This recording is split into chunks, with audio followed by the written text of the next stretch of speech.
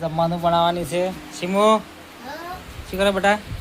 કોઈ નહીં, આજ તો મમ્મી ભાજી વાટવા દી છે એટલે હું ઘરે હતી એટલે લહણ બોલવાનું ગાંઠોલી વાટી સોપડા બનાવી ભોજન બનાવીશ અને પૌવા પણ લાવ્યા હતા હોજ માટે નાસ્તો કરવા અને જો તપેલું પણ પડ્યું છે તેમાં શાક વઘારતા રોટલી બનાવશું.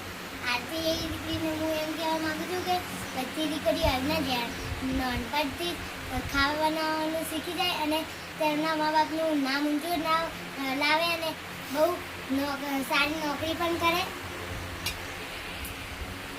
મારા મમ્મી પપ્પા મને બહુ સંસ્કાર આપે છે એટલે મારા પપ્પા બહુ સંસ્કાર છે, મને બહુ પ્યાર કરે છે. હું ગમે તે કહું ઈડું કરે પણ હું એટલા બધા પૈસા ખર્ચ નહીં કરાવતી.